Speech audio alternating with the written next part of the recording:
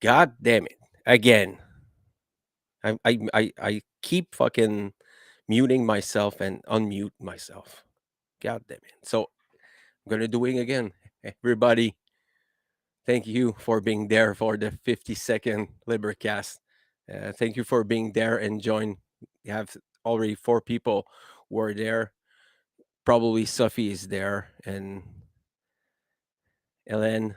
So thank you for being there, folks. And we're gonna have a Q&A.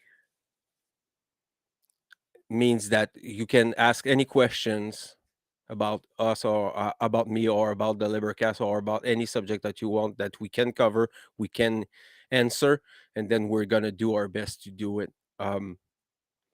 So just before we're getting to that, I'm gonna just undo this.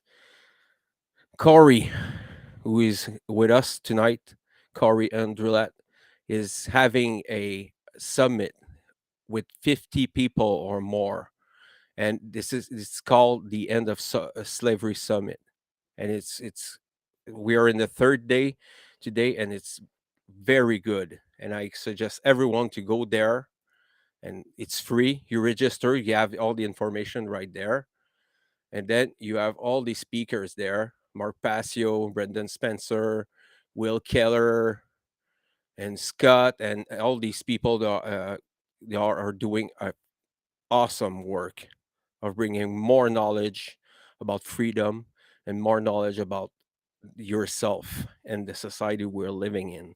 So I suggest everyone to go there and explore that.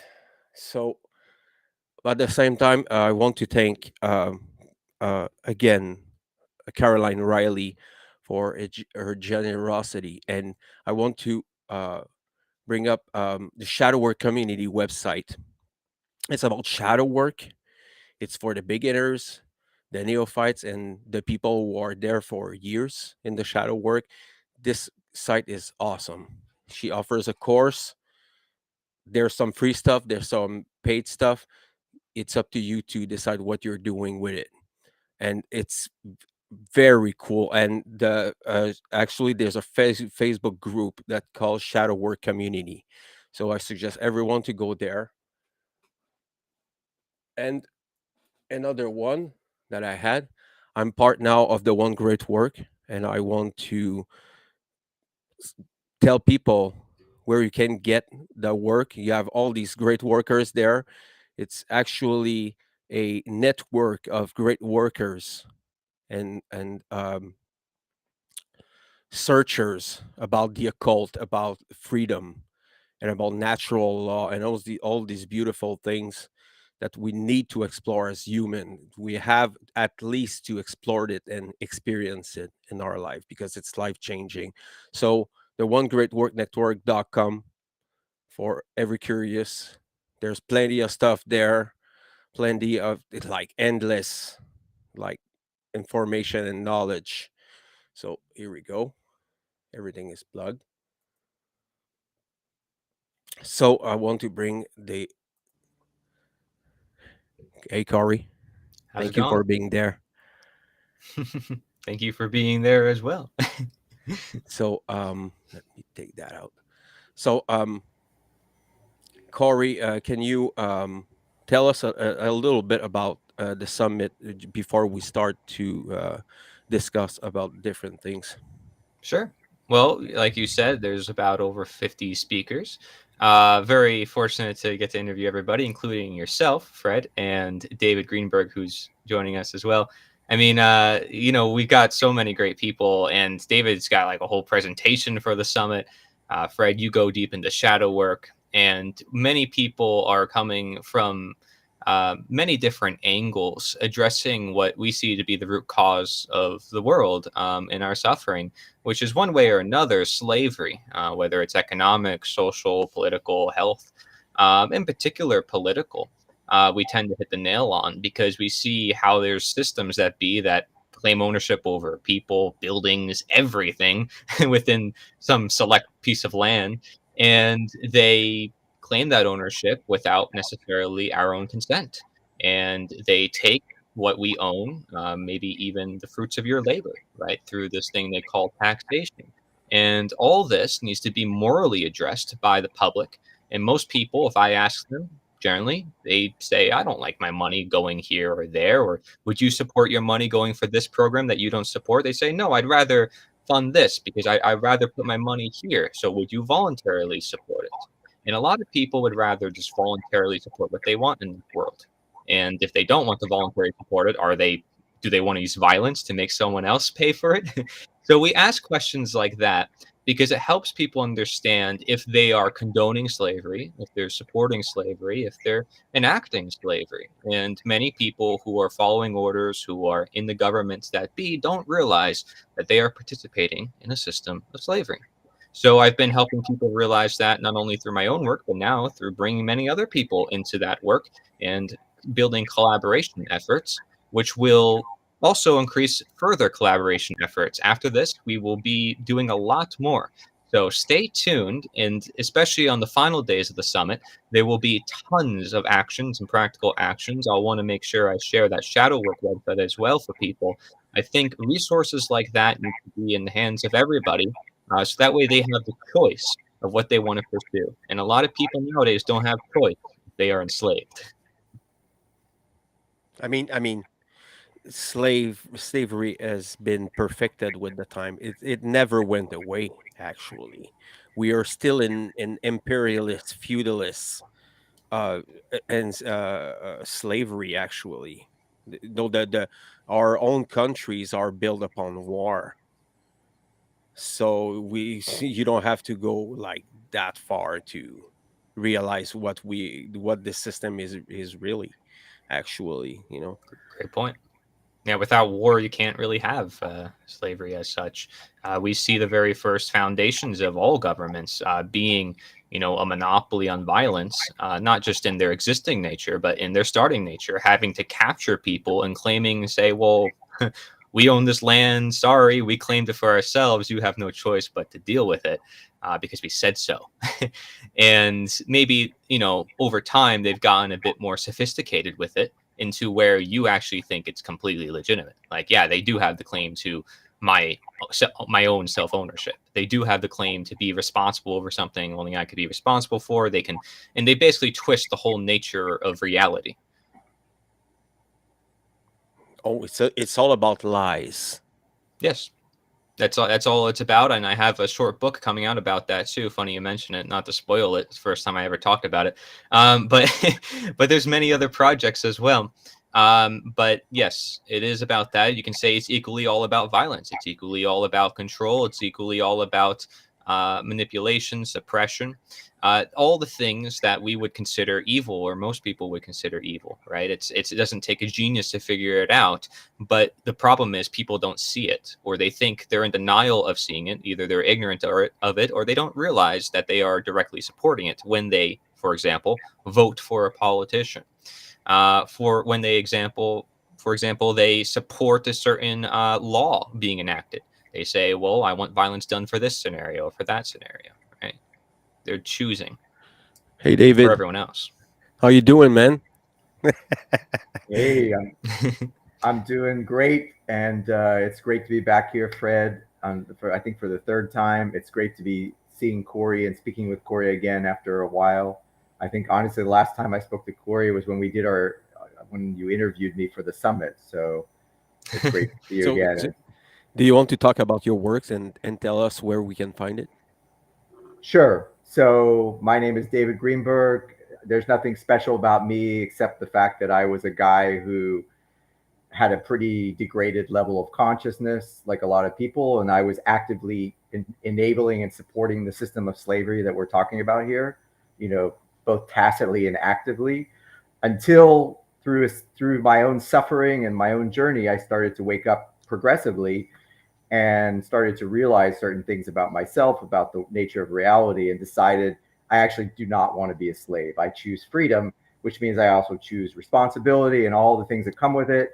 I choose to don certain masks, certain hats, I should say. Maybe it is a mask, maybe it's a hat. Like I like to consider myself an artist as well as a teacher. And my project is called freedomvibe.art, that's the main website. And on that website, I share content that I create, my own content. I also have shared content from you. Hey, Crypt Rick, how's it going, man? So he just made a shout out there.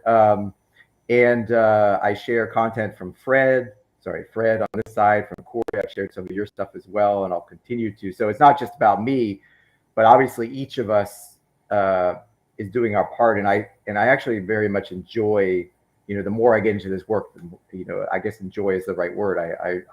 I'm very grateful to be a part of this and to contribute, to make my own contribution. But this is something that we all can do and we all should do in our own unique way. Sure. So, let's we already talk about what I wanted to bring in. That's slavery, and I think Corey is the perfect person to talk about this because of abolitionism and for the French people, for the bilingual people. Can you just go over quickly what abolitionism and the history, so everyone can know? Well, I will say, I think it's a powerful feat to be able to speak the French language, considering the fact that I would consider the first anti-statist, or the person who understood what I'm talking about with mental slavery, to be French speaking. His name is Etienne de la Boétie. If you don't know who he is, look up his writing, The Discourse on Voluntary Servitude. Of course, I don't know how that is said in French, but it's originally written in French. So it would be interesting to see somebody who's French speaking check that out. There's a lot of French videos out there, no English videos. So I was like really one of the only English videos covering the guy that I did on my channel. But for people who are new to abolitionism, I like to give the definition from William Lloyd Garrison, which is it's the denial to make man the property of man. And when you claim ownership over something that another person owns, whether it's the fruits of their labor or their body directly, it's something that if we recognize any sense of property ownership, we would say, no, that belongs with that individual. Unless they voluntarily gave it to you, you don't have the right to take that person's stuff. If I ask the average person to say, hey, do you want to take someone's stuff? They're going to be like, no, it's their stuff. And then it's like, do I have the right to take your stuff? Like, no, it's the same. It's reciprocal. Now, can we give that to some group of people or millions of people who call themselves a government? And they might pause for a second, but they would have to stick to their principle. If it's wrong between you and I, it would be wrong no matter what amount of size population. Just because the majority says it does not change the nature of reality. Only I breathe for me, you breathe for you. And understanding that simple concept, as Frederick Douglass has said too, is understanding that you should abolish that which is contrary to nature, that of which is contrary to basic ideas of self-ownership. which is the whole foundation to liberty to begin with, and the whole foundation to ending chattel slavery to begin with. If you do not recognize that you own yourself and everything, all your energy, all your hard work, and is from you, that's the source is from you, and all your actions stem from you. So if somebody claims ownership over your actions or the fruits of your labor, which comes from you authentically, they're indirectly claiming ownership over you. And to understand your own self-ownership is to say, I'm going to take control of my life, my resources, what I produce, and I'm going to make sure that I put it, my voice, my thoughts, my actions where I want to put them, consciously. This is the whole point of shadow work, you can say, it gets involved here. But it's all about consciousness in that sense. But frankly, it's all just about ownership. And abolitionism is just to say, let's end slavery, because we're ending something that's contrary to nature. We're ending something that is needs to be abolished, essentially. I mean, people saw back then, it's like, this is wrong, end it now. Whether it was immediatism or gradualism, some of them fought over, should it be ended now or should it be ended later? Should there be some steps on the way there? Well, they said, if right is right and wrong is wrong, it doesn't matter. We need to end it as soon as possible. They knew that by asking for immediate abolition, it would still take some time. But they knew that if they didn't stand on principle and they gave any excuse or justification toward evil, evil would grow. And evil would continue to be doing its wrong to people. So we need to stand on principle. And standing on principle, may you say, is abolitionism. Is it an ideology or is it an action? Is it a guiding principle to say, like, hey, we simply own ourselves? And I think there's a part there that it's missing, and that's the definition of right and wrong. I mean, if you're an abolitionist, it's because principally you already know it. But for the people who don't know, I think this is a crucial part there, because we are. Sure. This is a landslide, actually. Are you able to keep your balance in the landslide? Because we're gonna get pressured into the society, the decision of the aggregate, the collective mindset, that is slavery and government. Because actually this is a religion, and people don't know, but they're actually worshiping death and violence. Actually, this is why I'm saying all the time that democracy is violence, because it's not a right to vote for a tyrant. Hmm. You don't have the right to do it. Yeah, so I think it's important then, yeah, we do break down the concept. And I will say, there is some feedback, I think, on David's end. I'm not sure. And if he wants to answer this, he can feel free. But I will say that hear the feedback. Could you fix the feedback real quick? Sorry, it's just a little annoying. I just want to make sure. Okay. Yeah, there we go. It's off. But so when it comes to defining a right versus wrong, I think you can look at it through two different perspectives, and they both lead to the same conclusion. And the reason why I say that is when, for example, Mark Pastor will say it himself. He says, a right is something that doesn't create a victim, and then the next moment he says it's something that doesn't steal. The next moment he says it doesn't create violence. The next moment he says it doesn't cause harm. They're all essentially same thing, even if you say them different ways. And I think people can generally understand this. This is why it's supposed to be common sense, and we shouldn't get stuck on word usage. But another way to even look at it as well, which, by the way, there's other ways as well. If you look at a wrongdoing, they say it's murder, assault, rape, trespass, coercion. They all intertwine with each other in many different ways. For example, the lie that you should murder someone, or the lie, because you're lying to yourself, that you should do something bad to someone. There's lying involved in each one of those wrongdoings as well. But there's also just a violation of ownership, which again goes back to slavery. And this is where you don't have to really use the terms right or wrong, but you still are talking about right or wrong. And right and wrong can stem from it, which is why people say it's a form of property, because it constitutes your ownership, constitutes your nature, who you are.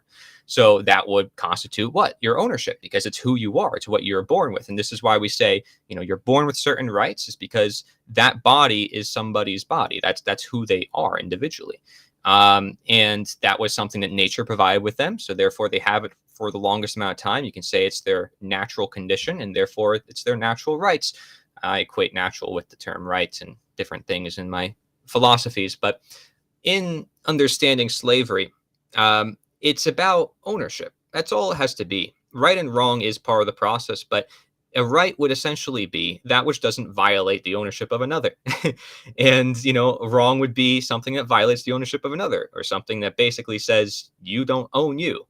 And something that's right says you own you. I mean, because you can't undo that. It's morality based in truth, not just morality based on whim or opinion or someone's preference. It's based on truth, because I can't undo the fact that you breathe for yourself. Like, me recognizing that is simply a recognition of truth. So therefore, it must be right. Because if I say you aren't supposed to breathe for yourself, it's like, how could I stop you from breathing unless I use violence against you, number one. And number two, it's like I'd be basically claiming to be nature. So to have a power, a superpower that I didn't have, and you wouldn't be able to live, I wouldn't even be able to speak to you. So, this is where you can get deeper into philosophy, but basically everywhere you look, it's like we're basically inclined to this idea called synderesis. We have a purpose, and the world has a purpose, and it's simply understanding that which gives us our destiny. There is value inherent in nature. A lot of people would say there isn't. But based on understanding ownership and based on having any sense of empathy, any sense of morality, you would come to that conclusion. Science and atheism and the modern philosophy is really attempting to destroy that by all means necessary. Mm-hmm. And synderesis actually tears it all apart when people actually understand what I mean by that term. David, you want to add something? Sure.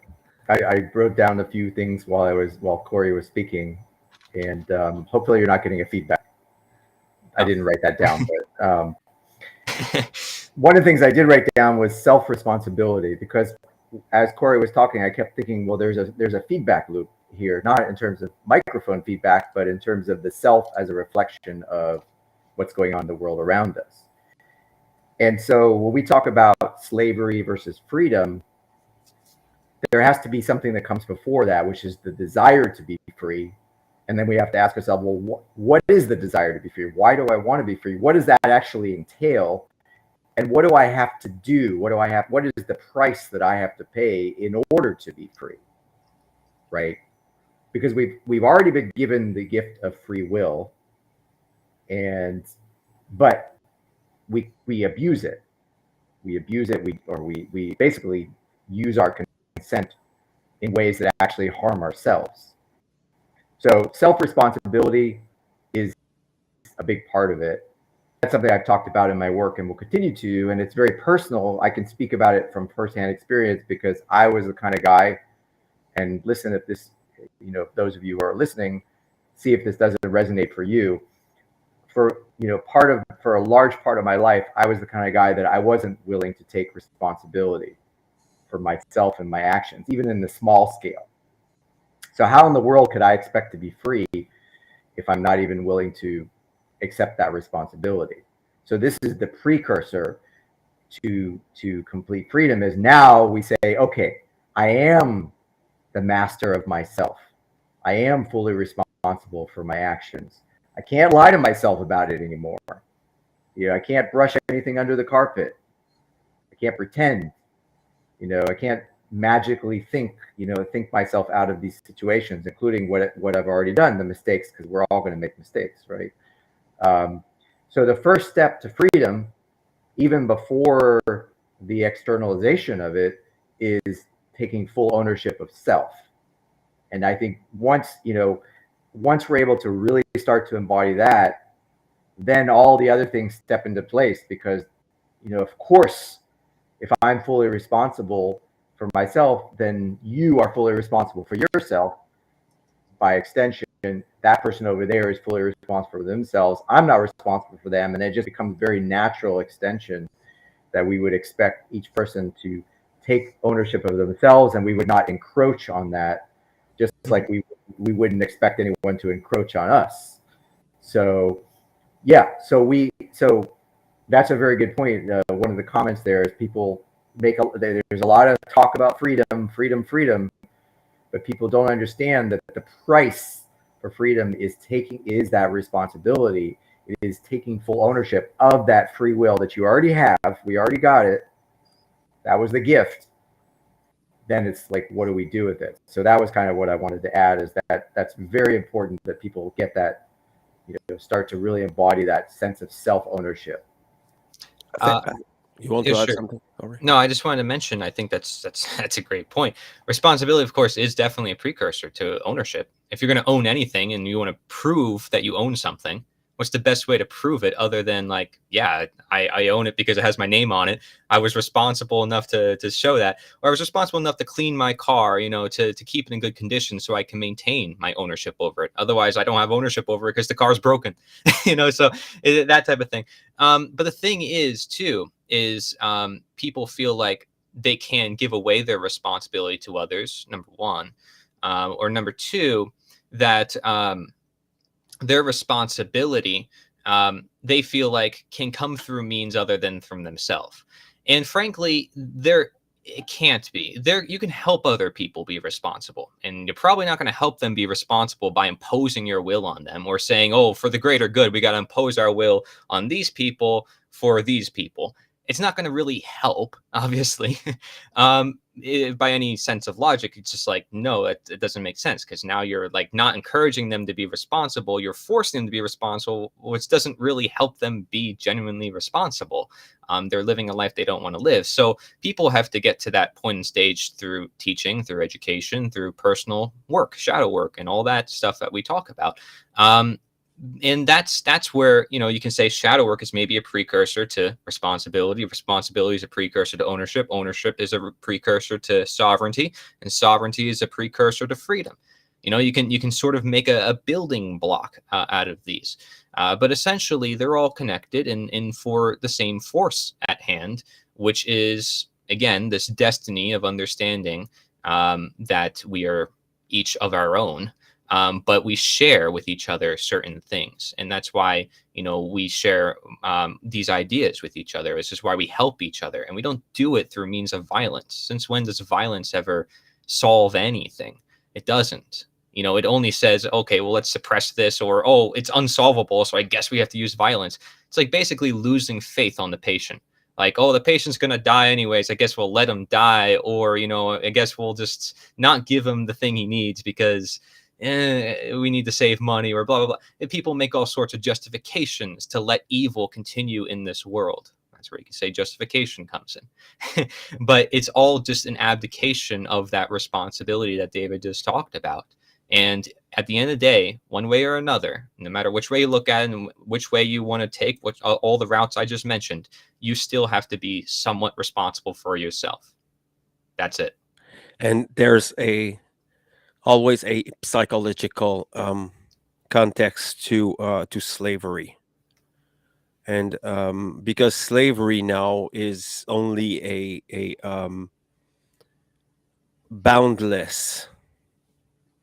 There's no they don't need force anymore. They don't need violence anymore. All they need to do is to devalue your sense of self-worth. And I want to bring up, because this beautiful, this is the French edition of The End of Evil of Jeremy Locke, and I'm giving them away. This is how crucial this book is.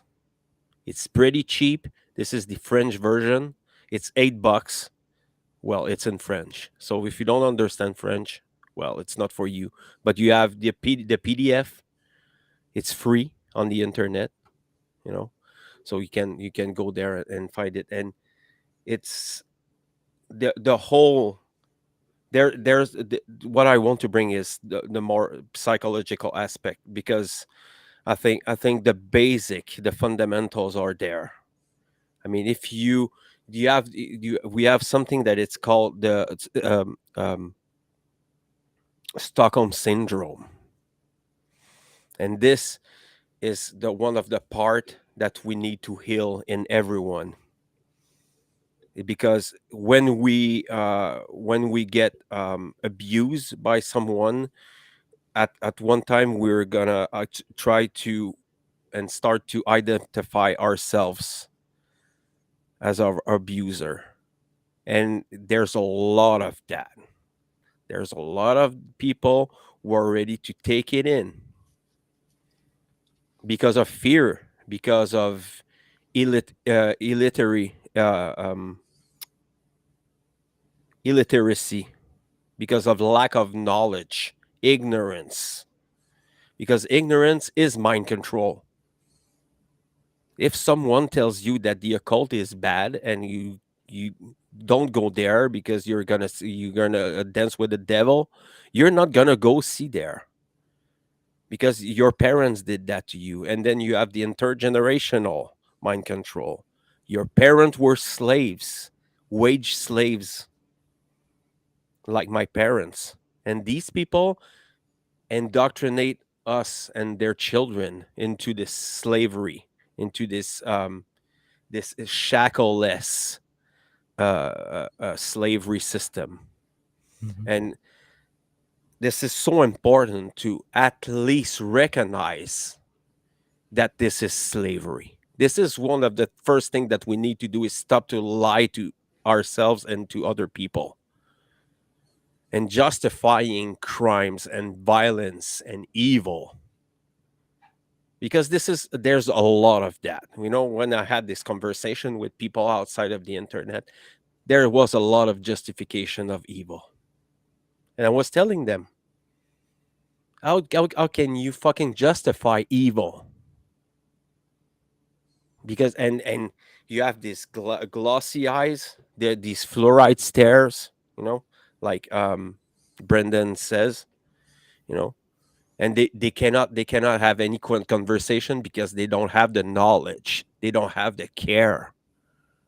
So if you don't have both of these things, Yeah. you're not gonna go and see and look into the darkness and the darkest corners of yourself and reality and culture, because people like it. Oh, culture is so important. Yeah, for brainwashing you, yes, it's important. Yeah. In culture, there's the word cult. You can say that people are going to also make justifications like there's always going to be culture. There's always going to be. It's not. They don't get the point of what we're trying to say, right? There's people who will make justifications saying things like that when they know it's like, what do you mean? Like most of us haven't even lived past 100. The trees have lived longer than most of us to experience and know more about this world than us. Um, but nonetheless, what you're saying goes back to the idea of value. You keep mentioning value and you keep mentioning we need this or we need that. And this has to do with value. This has to do with what I mentioned with synderesis. And it's so essential because understanding that, you need to be responsible, you have to ask the question, why? Because the people who don't want to be responsible don't understand why. If they're not going to be responsible, they don't see value in it. That's why they're not being responsible until they see value in it and they learn from a life lesson, something big happens in their life or something. They're not going to see value in it until that happens, which is why there's been moral philosophies taught throughout every single age. And some of them get completely ignored by people because people want to stay stuck in their ways, unwilling to see that there might be contributing in some wrong. So that's one of the best things to do then is ask questions on each individual, because if every individual inherently has value, especially as that book, The End of All Evil states, we all have inherent value, which by the way, goes against like all modern philosophy, which wants to destroy value, like I said, and I can prove that through different methods that they use. Um, if we have inherent value, it's about bringing that out of people and you'll see it in them. I mean, look at the art they create. Look at the beauty that's in them, in their soul. But no, you can't prove beauty. You can't prove love through science. And that's the thing, is people have a very mechanical worldview that they can't see a value in life or in what they do. And so it's very important. But yet, if you ask them enough questions, you'll find out they value their family, they value themselves, they value certain things in their life. So it's about reaching to that individual, because somebody always values something, and somebody's always got a purpose for something. Even if they don't think nature has purpose, everything still happens for a purpose. Doesn't mean it has a certain predetermined end, right? Because we have to work with the world, but it's a matter of understanding that we can definitely help our lives. We have a lot of power over our lives. We're not powerless. And we can definitely change the lives of people. And we're demonstrating that by me even putting together this event. It's helped me within my own life. It's helped a lot of people connect with each other who otherwise wouldn't have met. And I do the same thing in real life. And by simply taking simple efforts where people are allowed to express themselves, people see value in that, because that's how they see that there's a lack of value, is when they start to see value. It's like, wow, there's a beautiful painting or this new music, and now I have some sense of meaning in my life, because meaning and value go hand in hand. So it's these ideas are really old, based in like some of the oldest forms of philosophy. The philosophers that all died to their own governments, didn't like them educating the people. But those are the types of philosophies that we're bringing back. We're honestly bringing back the simple idea of like respect others, virtues. I mean, that's it. It's not hard to ask for. Just people are living in hypocrisy because they're condoning it in ways that they don't imagine, they don't realize, through government in particular. So some people will say, "Oh, it's bad, it's evil, government." But I have to go vote. Necessary This is evil. my civil duty. You know, Yeah.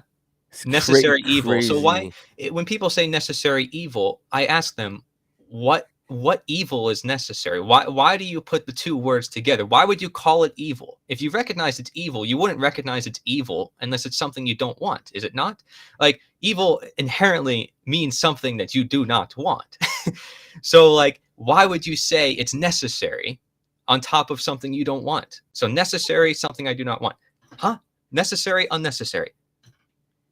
Does that make any sense to people? They don't evaluate their own logic. It's really simple, but all you got to do is ask questions. That's it. Socratic method is effective. Somebody said on your Facebook thing, and that's it. It's so effective. I mean, it's the way to handle things. It's how Larkin Rose does it with Candles in the Dark. But the reason why is because it confronts individual honesty, and this will be in my little writing. You guys will probably like. But it's you don't have to be honest while being blunt. You don't have to tell someone to their face, be angry at them in order to be honest. And you don't also have to imagine a fairy tale world. In order to lie, like for example, Christmas, right? I mean, religions that people have nowadays. I'm not against Christmas, but you don't have to teach someone a lie in order for them to imagine. You can still be honest with them, and they can still have imagination. Because what will happen as they get older, if they stick by this lie of an imagination, their imagination dies once they find out the lie is a lie.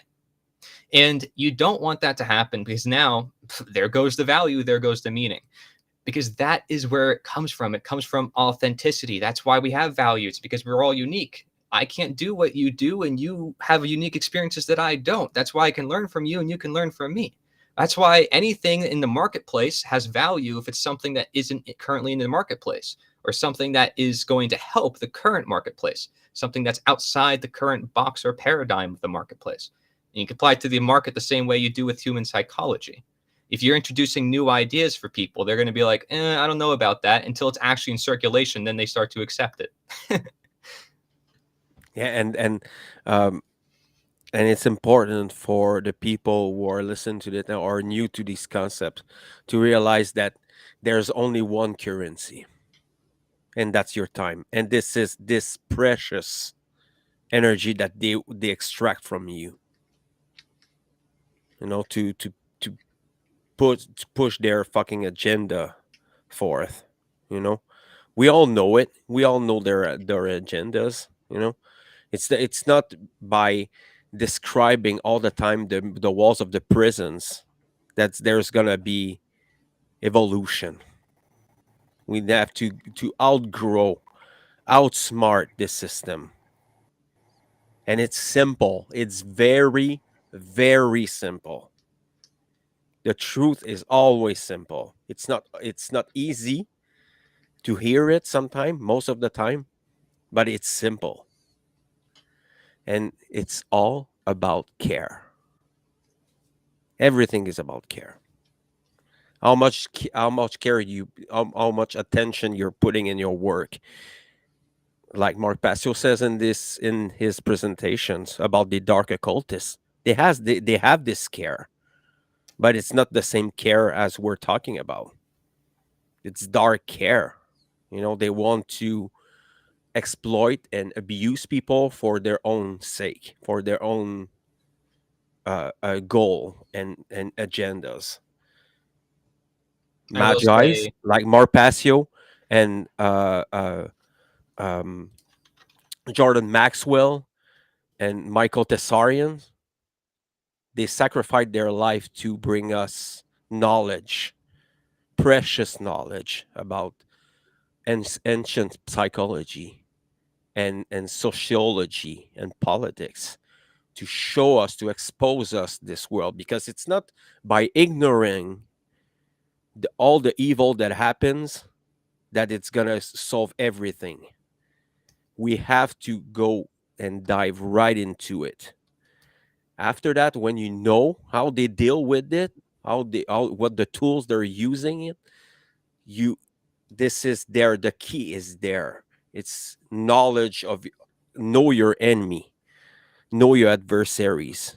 You know, be close to them, not too close, but enough to be able to observe them, and they're cunning and cruel.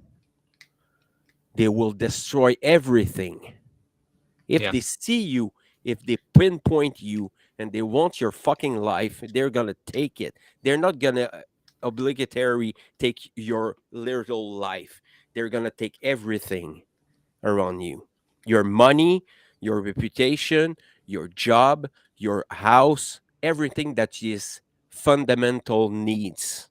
They're gonna attack them, and they're and I gonna hope throw not. you into a hole, and they're gonna throw you or in the streets. I hope not, Fred. I'll be honest. We're using the word they a lot here. I don't like to separate ourselves from these people because they're just people like you and I. And I get they don't care. I get they don't have aspects that make them essentially human or humane. That's where the word comes from. But at the end of the day, if we don't have faith in them to heal and we don't give them the chance to heal, we're basically feeding into their game that they I'm not want us I'm to play. not like them at all. That's You know, good. my mind, it's not there. Yeah. I don't I don't like like to them. say they. That's I all. don't want them around me. Yeah. They're fucking dangerous. They're Mm. dangerous for themselves and for the people around them. And I'm not talking always about the politicians. Mm-hmm. They're Yeah. your family and your friends. These people. So I Can I Sure. mean, jump in here? yeah, sure. Go on, David. This is you, Fred. What you just said is something I took a note here, which is psychological self-defense.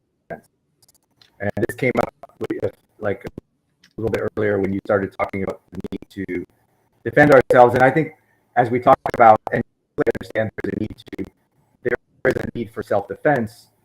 It's kind of the flip side of well, let me put it this way: anything of you must be defended. And we, as human beings, have infinite value, and our freedom of choice is our free will. It is a value. It's of infinite value because it has the potential to create from infinite potential. But like anything, it must be defended. So this is a topic actually that I'm going to be making some videos on coming up, which is psychological self-defense within the personal realm. Because what I have noted is, I don't know if these people are dark occultists. I'm just, I keep running into people in my life. They're not everyone, not necessarily the majority, But I keep running into these people, and they are trying to gain an advantage over me mentally. And again, each case is individual, so I'm not trying to put everybody in the bucket. But what I've noticed is some of them are extremely cunning and clever and manipulative. And what I've also noticed is, honest with myself, I can think of a scenario not just recently when I became more conscious of this, but even in my whole life, looking back my whole life, I've run into these types of people my entire life. So what I mean to say by this is, just like just like if it starts in the personal realm, the self-defense is not just having a gun to protect yourself from a potential intruder. Yes, that is a dimension of it. Another dimension, which is equally as important, is psychological self-defense, or defending your mind, because it is through the mind, principally, that we get confused about all these concepts, which, as Fred said, are very simple once you understand them. And from the minute Corey started talking in the beginning, it's like these things are very logical and clear, and like listen to them, truly, they're irrefutable. It's logical, it's concise, it's intuitive, and it's common sense. But there are those who try to obfuscate it. They use psychological warfare, and they get people all in confusion. And it happens even in the one-to-one realm.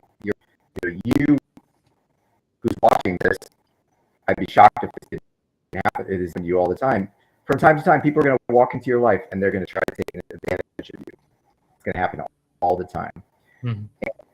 The starting point of freedom also starts with your ability to say no and to defend yourself mentally against these intrusions, regardless of the reason why. It's not even your job to figure out why they're doing it.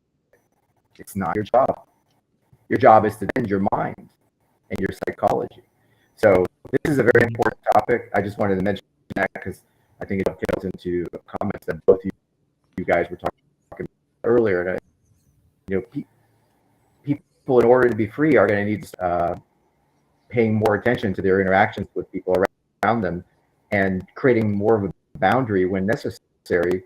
When people start, implanting their mental viruses into your mind, and it can happen in subtle ways, or it can happen in very overt ways. Again, I'll probably share some stories on upcoming videos that I'll create about just the incredible level of coercion and some deception that individuals have wielded against me, directly against me personally.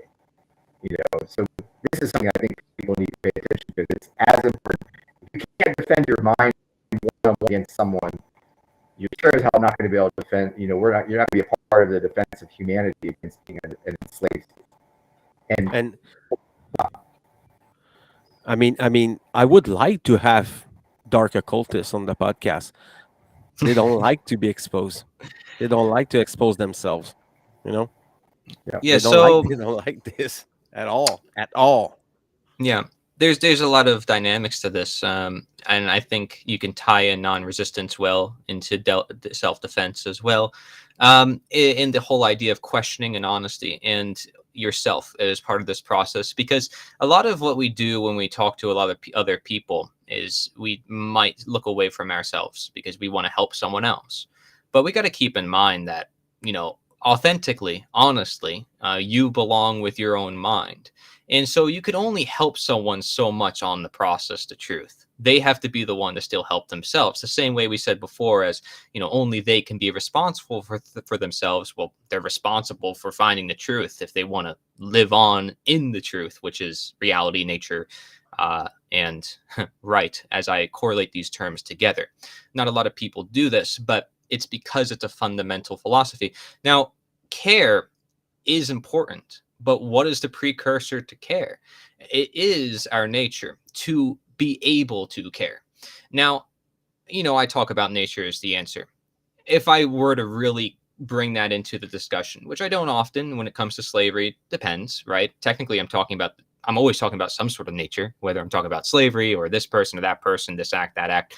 But if I were to look at nature as a concept, as a fundamental, it is the precursor to care, just as much as care would go back to nature if you want to align to what is already here. And that's why you say hey, I'm born with birthrights. Now I have to exercise them. How do I exercise them? Well, I got to learn and practice. And just like a body part, you have to exercise it, and it might have to go through some pains, it might have to go through some effort. Same thing with your rights, which again constitutes your nature. And therefore you have to work upon it, recognize it's there if you're going to work upon it, and you'll see its value. And so that's I think, just wanted to tie that into what you talked about with care, because there's always perspectives and more you can add to these layers, although they're very simple from the outlook. I can always delve deeper, and because all of us here, probably, we've looked into these concepts and we already have the simple understanding, we can now go even deeper and find out all the other aspects of it. We don't want to get too wrapped in the details, okay, because there's still a lot of people who don't know the basics, but nonetheless, it does help to mention, because some people have a lot of crazy life experiences and they're down in the deeps and they need to find their way all the way back up. And it can help to have a rope that is pretty strong and sturdy that will help them all the way up. Rick, have a question for us. When it comes to friends and family who refuse to even look into this knowledge, do we drop them or continue to plant seeds? You want to start, David? Sure, I'll take that one. I've been about that a lot. And guys, for my audio, it's just, the place I'm at. I'll try to speak a little more slowly so you guys don't miss that.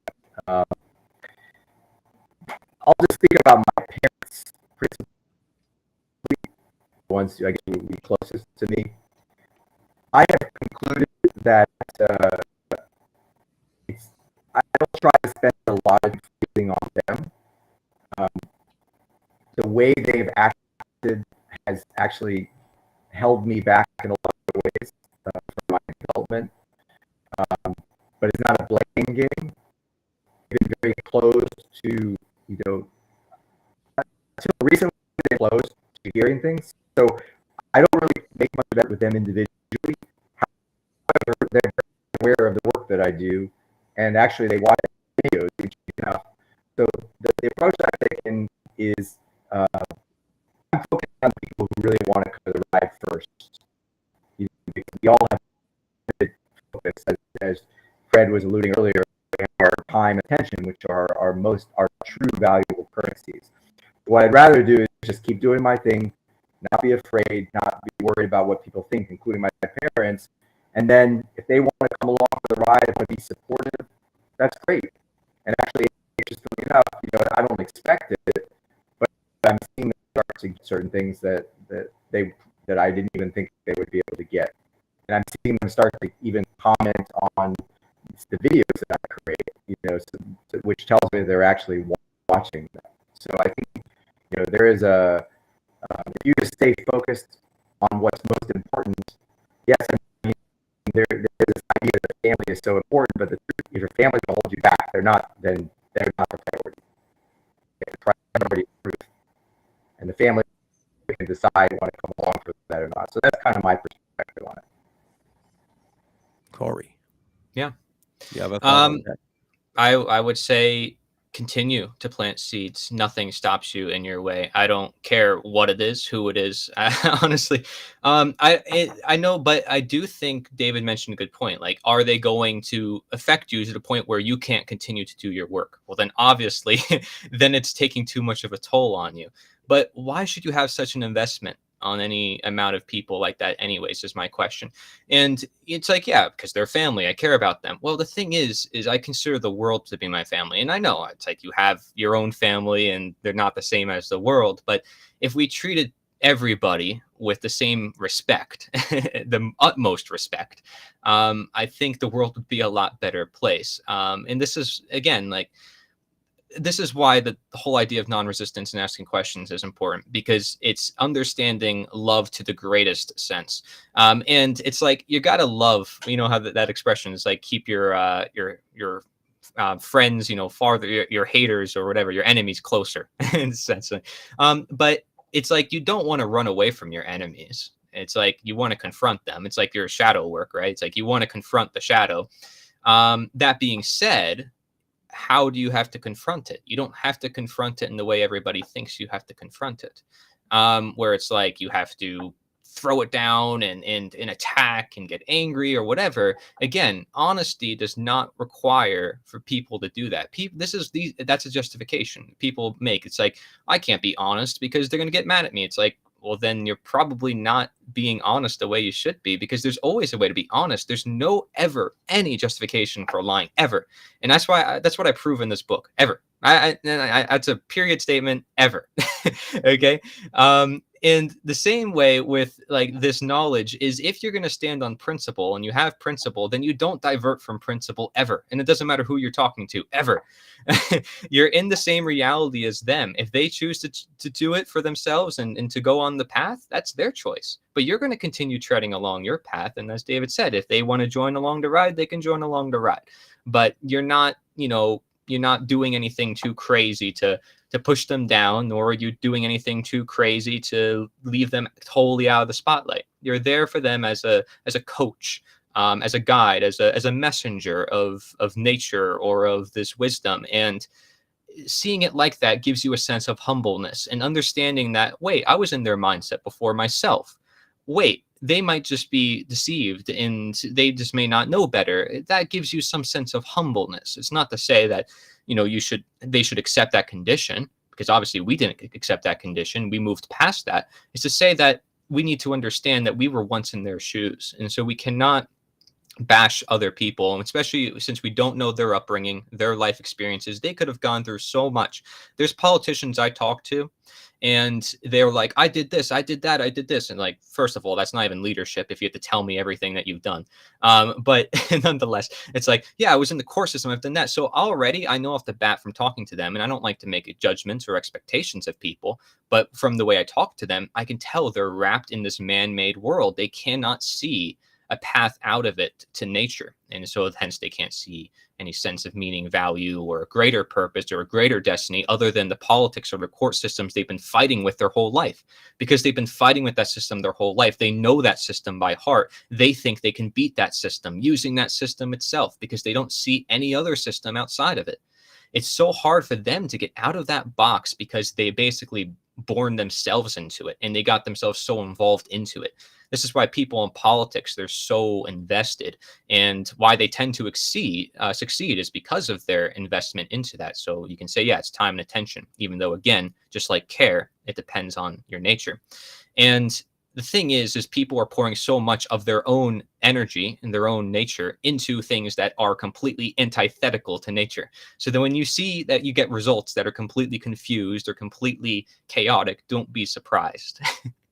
And so my answer to the question is, stick with your path and don't worry about what people think about you. You got to stick with it. Haters are going to hate, and that goes for online or in person. Stick to what you're doing. Yes, can you make appeals? Can you try to make people feel a little bit better about it? Sure, but don't ever lie, and don't ever hide away from the truth. I want to tell you guys, I'm not like that at all. I lost many friends. I lost contact. I decided to cut off myself from a lot of my relatives because of that. Because, I mean, it's not because I don't want to. I wouldn't do the podcast, and I wouldn't be on the One Great Work movement if I didn't care about truth and telling people. Yeah. It's not about that. I'm not talking about that. I'm talking about confrontation. Okay, when you hear someone saying stupid things, you have to tell them that it's stupid or evil. Depends on how you do it. You don't have to this lie. Is I'm this you should not fucking keep your word. If you see someone doing evil things, evil deeds, if you're seeing people supporting, you have to tell them that they're supporting evil. There's no gray zones when you talk about truth. When you talk about right and wrong, is it right or is it wrong? And you have to tell them what's the definition of wrong, what their definition of right is. What is evil? what is good, because there's a definition, and you have to confront people all the time. Yeah. My family, my friends. I don't have much friends now because of the path I choose. Because telling truth doesn't bring you friends. Confronting people using discernment, using judgment for the good part, doesn't bring you friends. Nobody around me and in my relative never said anything to counter what I said. Nobody. You know why? Because they're cowards. You know, you I'm I'm this is the difference between philosophers that philosophers are not always right. And this reality is not always all pink. If I tolerate, if we all tolerate like that, any actions that leads to wrong, to evil, to harm, if we're tolerating it, we are partaking with evil.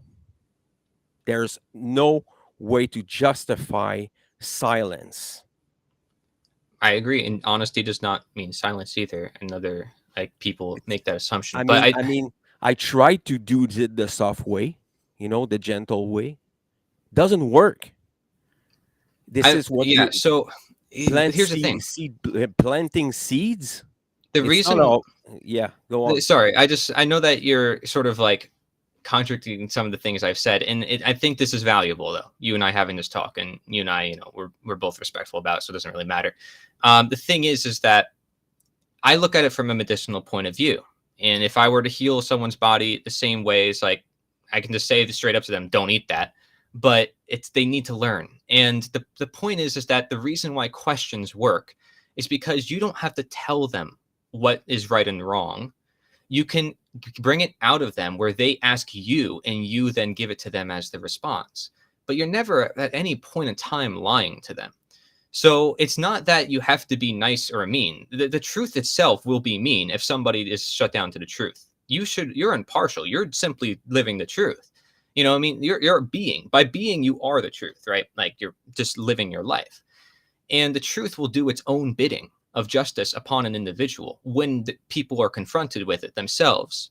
So you can be a reflection of the truth, but the truth will do it itself if you find it within the individual who is, by the way, within the same realm of truth because you live in the same reality as them. I Right. think using right and wrong and good and evil as a means to say this is what it is you need to define, like this is how it is not a good strategy. And I know that's it's something Mark Passio uses, but I would much rather Larkin Rose's approach because it is individualized just as you would in health. And it's going to work in the long run because you don't have strict doctrines of saying how things are. There's other doctrines people use, like Patrick Smith's got his anti-subjectivism manifesto and different forms of philosophy. They're all valuable to me. But the thing is, they all come to individuals depending on where they are in their life. And Mark Pastor's work is going to appeal some people who are really angry or people who want to heal themselves or people who want a holistic worldview. And Larkin Rose might just be the simpleton who doesn't go necessarily deep into the occult and into all this stuff, but is still able to help people find a connection in their life that they did not see before. So I think it's just valuable to see both worldviews. I'm not discounting what you're saying, Fred. I think it's completely true. I'm just saying that to say that we shouldn't be nice ever, is or in light of truth itself will do its own bidding. I don't have to worry about if it's nice or mean to anybody. I don't want people to be offended, and I can make that clear. That's the thing. Like, I don't think you want people to be offended. But we can come out with that intent as well. That is honesty. If we have care in any sense of care, we would say, yeah, I don't want people to get offended, even if I'm sharing with them the truth. The truth is what's offending them, themselves. That's their own relationship with the world they have. It has nothing to do with me. I'm just there as a messenger saying, here, this is where it is. Like, this is who you are. Right. Well, So it has everything to do with you, actually. It's because you don't realize it. As That above, so below. that The would make it principle of subjective. correspondence. Yeah, but us as individuals, and David's right, he's like watching this like, I have so many thoughts to share. The thing is, yeah, we have a relationship with our world, and the thing is that every individual generally thinks that they're right or on the right track, and that's what tends to be dangerous. But at the same time, people are not that stupid, and people have the ability to reason. Now, arguably, some people will be like, yeah, they're kind of stupid. but but again, making a judgment of somebody that we don't know, somebody who isn't us, is that honest to make a judgment of somebody you don't know? Or you say, oh, well, I'm making the judgment based on this, based on that. You still aren't them.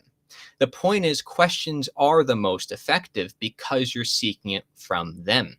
And if you think they can come to the same conclusion as you, then how did you come to that conclusion?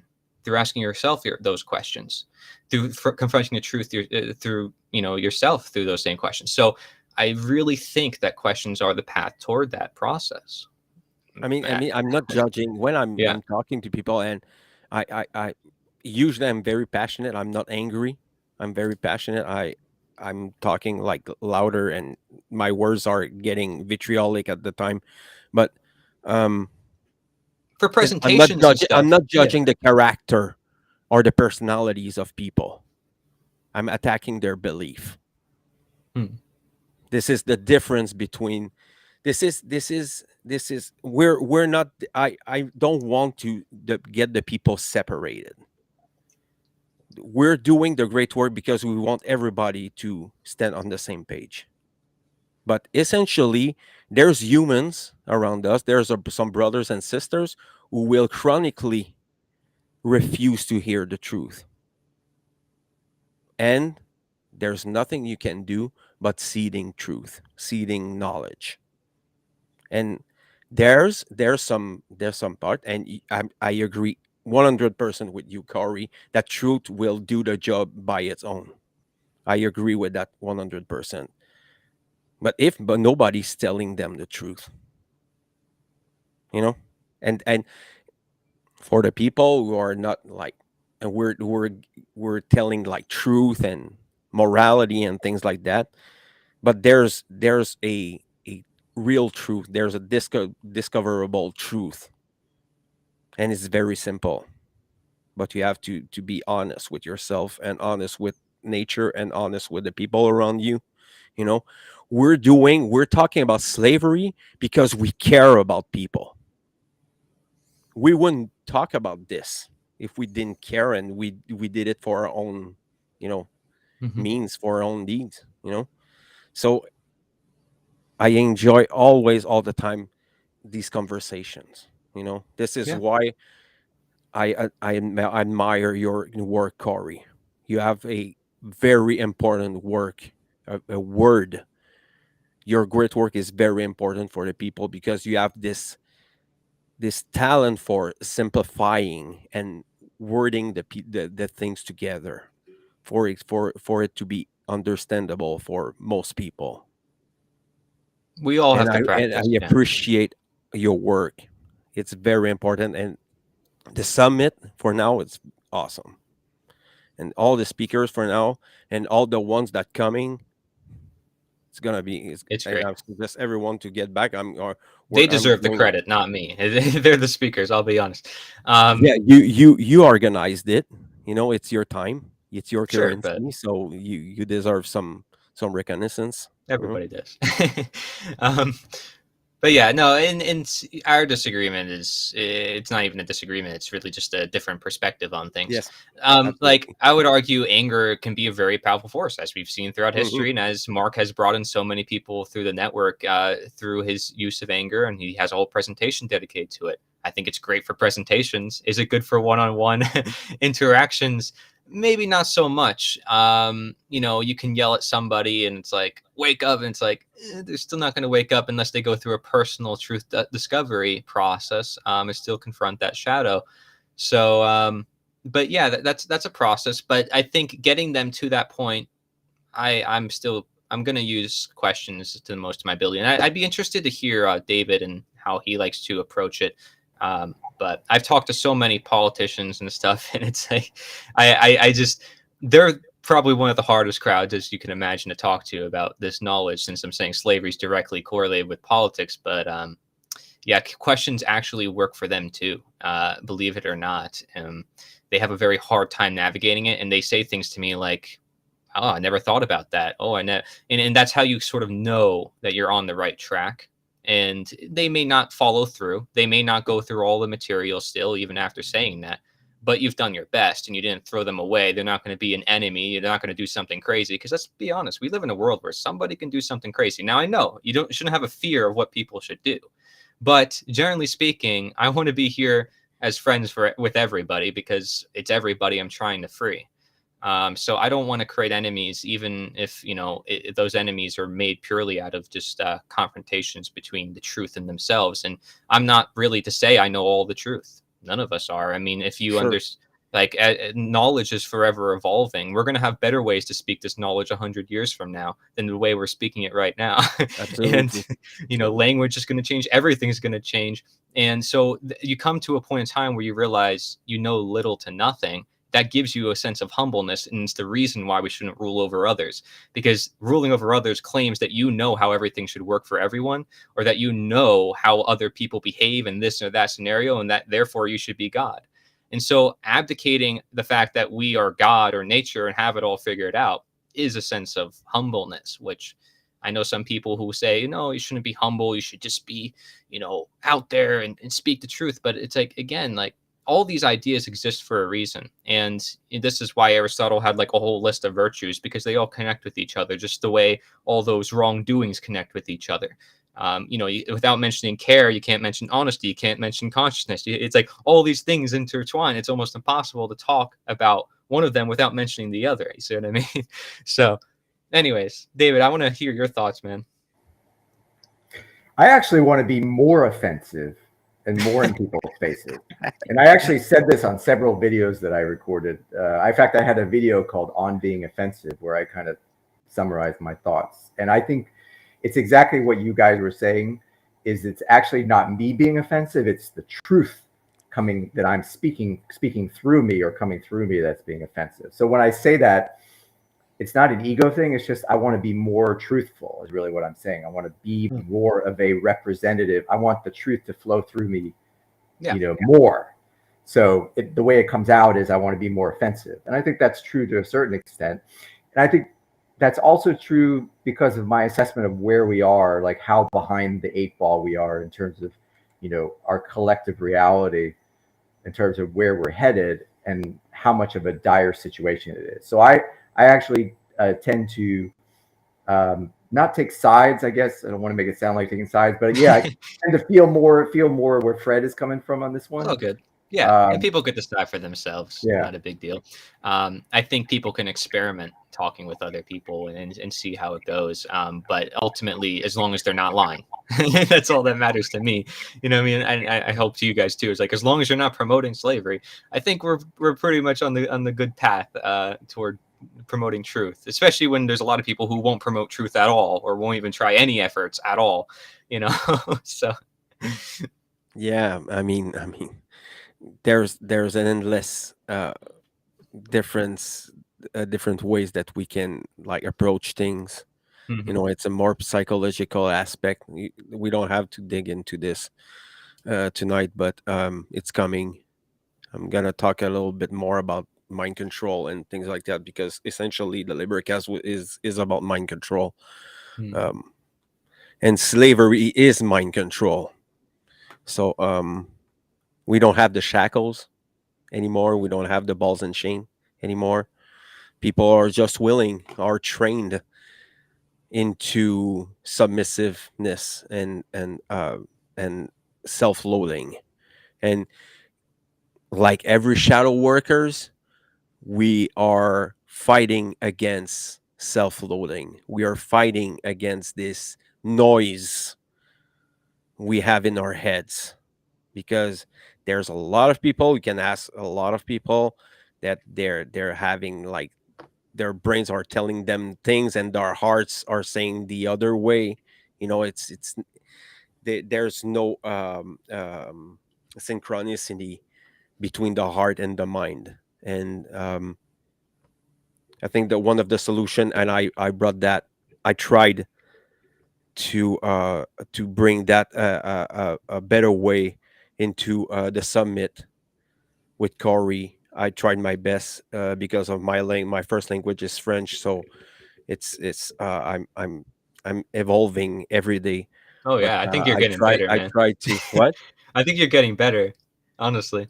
Like since the first time I talked to you, I mean, you sounded good the first time I talked to you, but I think your English is getting better and better. Like I don't know. Yeah, I try. I try, and I always want to get better Hmm. at what I do. So if I want to do a bilingual podcast, I need to like not master, at least ends on the language That's I want awesome. to take. So my French is it's not perfect, but it's well enough. I can talk very well without swearing, but it's hard. I would say I'm more vitriolic in French than English because it's my first language. Hmm. But we're an hour and 15 minutes, and I think we can stop it for now. And I want to thank you guys for being there tonight. I Yeah. appreciate it. Thank you for the little bit of discourse. I mean, I think that's good. You need a little bit of that on the path to truth. I mean, people will have to realize like there's different ways to approach things, and there's not just one way to do that. So, if people see their options out there, they can actually see what works and what doesn't. You're right. You mentioned another thing before. What you mentioned something just now, and I'm like, oh shoot. Well, that has a lot to do with it too. But I forgot what you mentioned. But it's been nice. I've been enjoying my time, and it's nice to be on a panel with David. Haven't got to be in a panel with him before. Yeah, Yeah. Thank you, David. You want to plug your stuff one more time so sure, people can uh, absolutely. go there Just see. yeah, I mean, I really enjoyed this conversation, and I learned new things as well, and that's really the key. Is we're always learning and growing. I also enjoyed the chance to be on a panel. This was my first time participating in a panel. Hopefully, I'll have more. If you guys want to check out my work, sorry, I know my connection's a little. Try that again. If you guys want to check out my work, freedomvibe.art is the website, and that's where I post all my videos. Of course, I'm also on YouTube, Facebook, Odysee, Twitter, all even LinkedIn, all of them. So go check it out. I do my own content. I try to share as much as I can from my own experience, but then I also share what I curate content from others, the things that I consider to be the most valuable, and share those with people as well. So go check it out. It's all free, and I appreciate you guys. Yeah. Corey, What? your summit. The summit. Fine. Plug it. Plug it again. Okay. Again. Endofslavery.org. Very easy. Thank you, Mike Afix, Mark Passio's old producer. He made that website for me, the redirect website. So he's like, man, I'll buy you endofslavery.org. I'm like, all right, fine. He bought it. I'm like, whatever. Fine. Now I'm gonna have to use it because he bought it. But no, it's great. So endofslavery.org, or just look up the End of Slavery Summit, and I'm giving him several shout outs because he's awesome. But anyways, I was going to mention, I remember what I was going to say. You were saying like quieting our mind. That's the reason, part of the reason why I ask questions too, because like you want to just jump at people with a bunch of things, but when you quiet your mind and realize, shoot, maybe this person knows more than me, maybe they're a voluntarist, I don't even know that. Then yeah, oh, there's David. But yeah, Yeah. thank you, man. I appreciate it, and I hope everybody looks into the summit. There's so much to learn on everything. Thank you. Yep. So the LIBERcast is on Odysee. I suggest everyone to go on Odysee all right now if you want to see. It's all downloadable, shareable. It's all free. You have all your stuff. It's on Facebook. My name is there. If you want to join the LIBERcast and go and share knowledge, contact me via YouTube, via Facebook under Fred Gingras. You contact me there, and we're making it happen. I'm on uh, what's the name of their sensor now? I don't remember. This other YouTube kind of site. Anyway, I'm gonna plug it on under the video. So thank you everyone, and we're gonna see you. I'm the next one will probably be in French. So for the people who are bilingual, it's gonna be your time there. So thank you everyone. Have a good night. See you soon.